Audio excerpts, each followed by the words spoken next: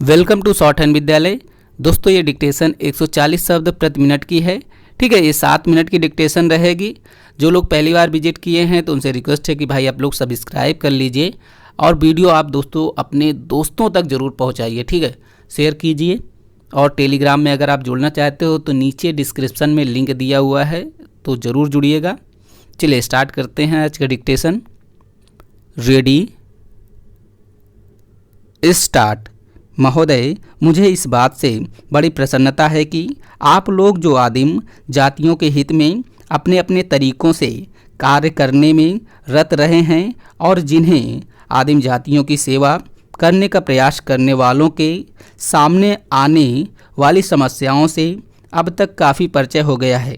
आज इस सम्मेलन में इस विचार से समवेत हुए हैं कि इस महान समस्या पर सम्मिलित रूप से विचार किया जा सके और आदिम जातीय लोगों की सेवा के लिए एक समन्वित योजना तैयार की जा सके।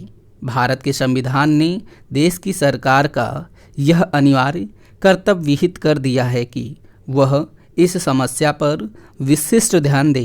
अपने इस अनिवार्य कर्तव्य का पालन करने के लिए सरकार ने इस कार्य की देखभाल हेतु एक विशिष्ट पदाधिकारी नियुक्त किया है।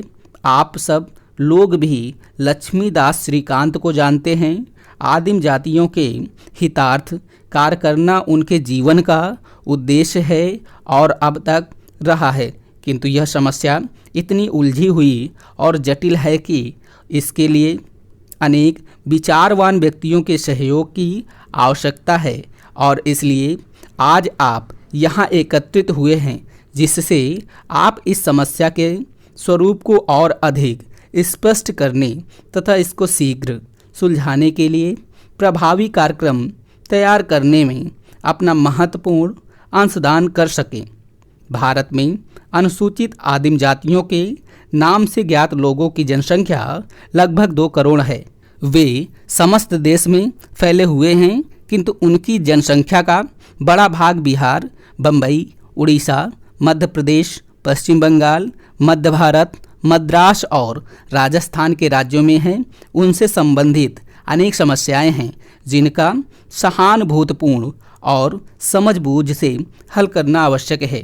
वे देश की अन्य जनसंख्या से बहुत बातों में भिन्न हैं। उदाहरणार्थ, उनकी भाषाएं भिन्न हैं, उनके रीति रिवाज भिन्न हैं, उनके रहन सहन का तरीका अलग है और साधारणतया यह कहा जा सकता है कि वे इन विभेदों के कारण अन्य लोगों से सहज में ही अलग पहचाने जा सकते हैं। परस्पर भी वे लोग एक दूसरे से बहुत भिन्न हैं। विभिन्नताओं के कारण उनकी समस्या को सुलझाना कठिन हो जाता है। वे देश के अनेक भागों में जंगल भरे पहाड़ी क्षेत्रों में रहते हैं और इसलिए उन तक पहुंचना सरल बात नहीं है। न्यूनाधिक अलग बने रहे हैं। यह स्वाभाविक है कि वे लोग शिक्षा में अन्य लोगों से पिछड़े हुए हैं और उनकी आर्थिक स्थिति भी खराब है। कुछ स्थानों में तो उन्होंने खेतीबाड़ी आरंभ कर दी है, किंतु अनेक स्थानों में वे अभी स्थायी दृष्टि से कृषक नहीं हो पाए हैं। वे जो कुछ खेतीबाड़ी करते हैं वह भी बहुत ही पुराने युग की सी है। उनके यहाँ कातने बुनने की किस्म के कुछ कुटीर उद्योग हैं और कुछ आदिम जातियाँ तो बुनावट में बड़ी ही सुंदर डिजाइन डाल लेती हैं। ये साफ सुथरे और खूबसूरत बने हुए घरों में रहते हैं। महोदय, सामान्यतया जीवन की आधुनिक सुविधाओं में से उन्हें कोई भी प्राप्त नहीं है। संसार के विभिन्न देशों में ईसाई धर्म प्रचारकों तथा संस्थाओं ने उनमें काफ़ी काम किया है। उन्होंने उनमें शिक्षा का प्रसार किया है और उनकी रहन सहन की स्थिति में भी सुधार करने में काफ़ी सहायता की है। ईसाई धर्म प्रचारक उन्हें ईसाई बनाने में भी सफल हुए हैं। आसपास की जनसंख्या में घुल मिल जाने की एक अन्य अज्ञात और असंभवता अदृश्य क्रिया भी बराबर चलती रहती है और विशेषतया जिन प्रदेशों में वे रहते हैं उनके छोर वाले क्षेत्रों में आज भी ऐसे लोग बसे हुए हैं जिनमें से अनेक किसी न किसी समय वहाँ की आदिम जातियों की जनसंख्या के भाग अवश्य रहे होंगे, किंतु वे लोग उस प्रदेश के समाज में इस प्रकार आत्मसात हो गए हैं और घुल मिल गए हैं कि अब यह संभव नहीं कि उन लोगों को वहाँ के अन्य लोगों से अलग पहचाना जा सके। मेरा अपना यह विश्वास है कि आदिम जातियों और अन्य भारतीयों के बीच बहुत काफ़ी रक्त अभिमिश्रण हुआ है, और यदि कोई यह कहे कि उदाहरणार्थ तथा कथित बिहार के हिंदुओं की उच्च जातियों में से अनेकों में ऐसा अभिमिश्रण